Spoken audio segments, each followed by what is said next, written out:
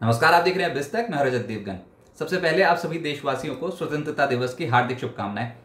लेकिन आज अगर शेयर बाजार देखते हैं ना, तो वो एक बड़े इवेंट से पहले कहीं ना कहीं फंसा फंसा महसूस कर रहा था। अब जो भी होगा वो अगले हफ्ते होगा, क्योंकि 3 दिन के लॉन्ग वीकेंड पे हम चले गए हैं। कल है 15 अगस्त। लाल किले के प्राचीर से प्रधानमंत्री मोदी देश को संदेश देंगे। उसका एक इम्पैक्ट तो तय होता हुआ नजर आएगा, लेकिन उसके बाद अलास्का में डोनाल्ड ट्रंप और व्लादिमीर पुतिन की बैठक भी है। वो भी एक बड़ा ट्रिगर है मार्केट के लिए। तो देखते हैं, अगला हफ्ता डिसाइडर फैक्टर हो सकता है। आज वीकली एक्सपायरी थी निफ्टी की। बाजार एक दायरे में जकड़ के रह गया। ओपन हुए 24,607 के लेवल पे। 24,673 का हाई है, 24,596 का लो है। बहुत ही नैरो रेंज पे थे हम। पिछले 2 दिन से देख रहे हैं बाजार फंसा फंसा महसूस कर रहा है। ज्यादा समय तक ये वाला बाजार रहेगा नहीं। एकदम से कोई बड़ा मूव एक्सपेक्टेड है अगले हफ्ते। निफ्टी आज 11 पॉइंट्स की बढ़त के साथ 24,631 के लेवल पे बंद हुआ है। निफ्टी बैंक 160 अंक बढ़कर 55,341 के लेवल पे बंद हुआ है। सेंसेक्स 57 अंकों की बढ़त के साथ 80,597 के लेवल पे हुआ है बंद।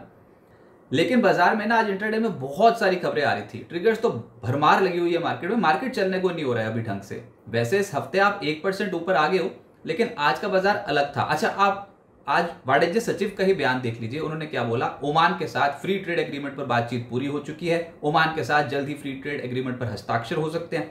1 अक्टूबर से यूरोपियन यूनियन से ट्रेड डील लागू होगी। वाणिज्य सचिव का यह कहना है कि सितंबर अक्टूबर तक यूएस के साथ ट्रेड डील पूरा करने का लक्ष्य है। कई स्तरों पर यूएस के साथ ट्रेड डील पर चर्चा जारी है। तो ऐसी स्टेटमेंट्स आ रही थी, उसको भी बाजार, उसके बावजूद बाजार नहीं चल रहा था। एडवांसेस निफ्टी के 21, गिरने वाले 29। ब्रॉडर मार्केट्स पे 1,153 शेयर्स आज चढ़े हैं। उसके मुकाबले 1,786 शेयर्स गिरे हैं।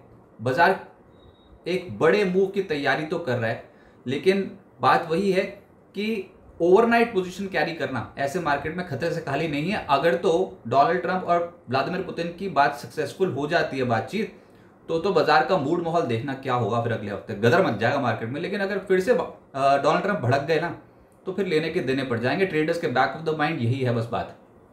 निफ्टी गेनर्स में आज के सत्र में है विप्रो 2% ऊपर, इटर्नल का स्टॉक 2.25% ऊपर। फिर इन्फोसिस 1.5% चढ़ गया। एचडीएफसी लाइफ और एशियन पेंट्स भी ऊपर चले गए। निफ्टी लूजर्स में Tata Steel, Adani Ports, Hero MotoCorp, Tech Mahindra, Tata Consumer 1% से 3% उतर आए नीचे। एफएनओ गेनर्स में सबसे तेज था मुथूट फाइनेंस। नतीजों का इंपैक्ट 10% चढ़ गया ये स्टॉक। साथ साथ चढ़ गया मनापुरम 4% ऊपर। कल्याण कुल 3.5% ऊपर। उनो, मिंडा और नौकरी जैसे स्टॉक्स में भी 3% का मूव आ गया। एफएनओ लूजर्स में NMDC, HPCL, max health, Voda idea और एनएचपीसी 3.25% से 4.25% टूट गए। मिड कैप गेनर्स में मुथूट फाइनेंस नजर आएगा आपको आज 10% ऊपर। फिर स्टरलाइट टेक करीब 10% ऊपर। कोरोमंडल पिछले कुछ दिनों से उतर रहा था, आज चढ़ गया 4.25%। शैले होटल्स, फाइजर और वाटेक वबाक, इन कंपनियों में 4% से ज्यादा के रिटर्न आए।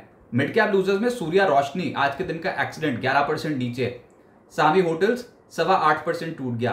कोहैंस 7.5% नीचे। जैन इरिगेशन, एनएमडीसी स्टील और ईआईएच लिमिटेड 6.25% से 7.25% के आसपास नीचे चले गए। सेक्टर जो बाजार को आज पसंद आ रहा था वो था आईटी। इसमें चढ़ने वालों में विप्रो, इन्फोसिस, कोफोर्ज और परसिस्टेंट हैं 1% से 2% ऊपर। लेकिन गिरने वालों में टेक महिंद्रा और एचसीएल टेक है। फिर फार्मा में जो चढ़े हैं उसमें सिंजीन, एबॉट, ग्लेनमार्क, डिविस लैब्स आधे फीसदी से 1.25% ऊपर। लेकिन गिरने वालों में मैक्स हेल्थ 4% नीचे और लुपिन 1.5% नीचे।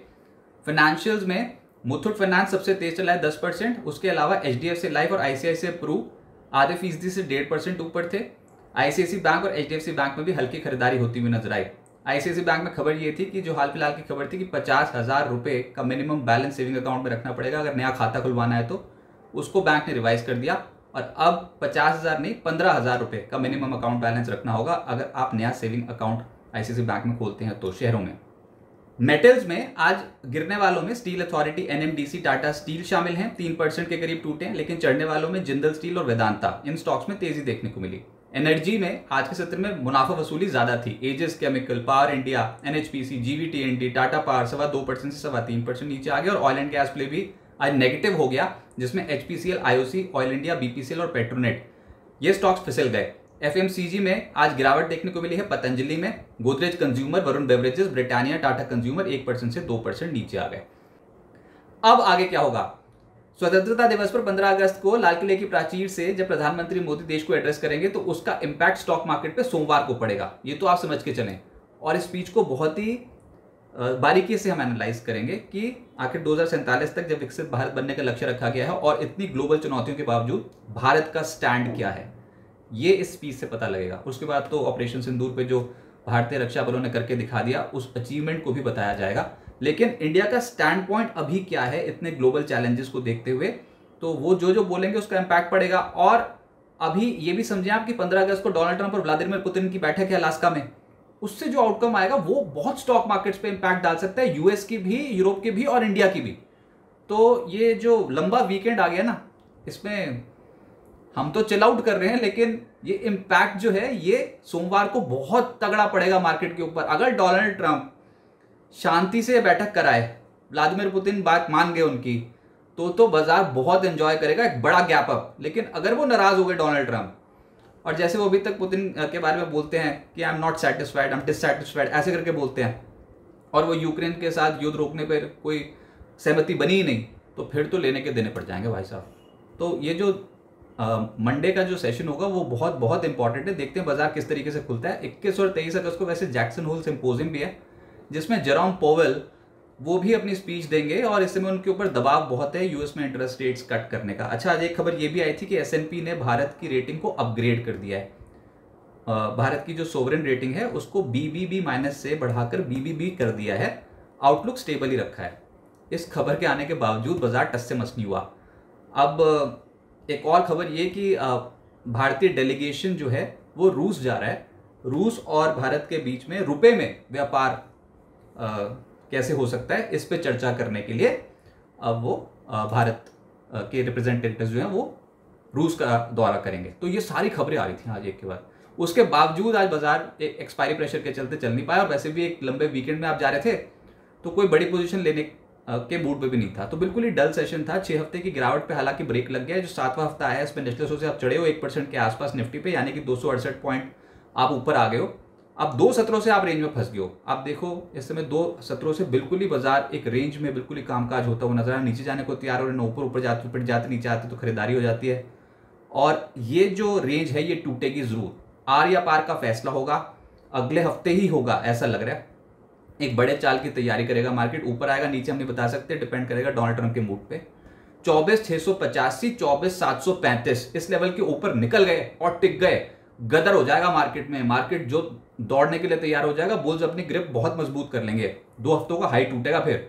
लेकिन अगर आप 24,560, 24,480 के लेवल के नीचे चले गए तो फिर बियर्स अपनी ग्रिप मजबूत कर लेंगे। तो कौन सी डायरेक्शन पकड़ेगा मार्केट ये नहीं आज तक समझ में आया ना, अभी तक जो आपने थर्सडे तक का ट्रेड किया, तभी तो ऐसे जैसे किसी को जकड़ लेते ना, ऐसे वाली मार्केट आज के सत्र में देखने को मिली थी। लेकिन ये अगले हफ्ता जो होगा मार्केट का वो एक बड़ी रेंज का हो सकता है, तो खेल तो होगा अगले हफ्ते, तो देखते हैं। और बाजार में इस समय का सेटअप बता रहा है कि स्टॉक सरेंडर होते होते एकदम से रुक गए हैं और निचले स्तरों से पलटी मारने को तैयार हैं। बस ट्रेड रिलेशंस के ऊपर, यूएस रशिया के ऊपर क्या कुछ खबरें निकल के आती हैं, प्रधानमंत्री मोदी देश को जब एड्रेस करते हैं तो क्या बड़ी बड़ी घोषणाएं करते हैं, ये सब जो फैक्टर्स हैं ये स्टॉक मार्केट पे एक बड़ा असर डाल सकती हैं। अभी भी स्टे इन्वेस्टेड, स्टे कॉशियस, अपनी पोजीशन साइज को लिमिट में रखिए। लेकिन अगर आप 24,685, 24,735 के ऊपर निकल गए तो बाजार का आप देखोगे मूड माहौल पॉजिटिव शिफ्ट होता हुआ नजर आएगा। उम्मीद तो इसी की हम कर रहे हैं। देखते हैं अगले हफ्ते एक बड़ा मूव किस डायरेक्शन में आता है।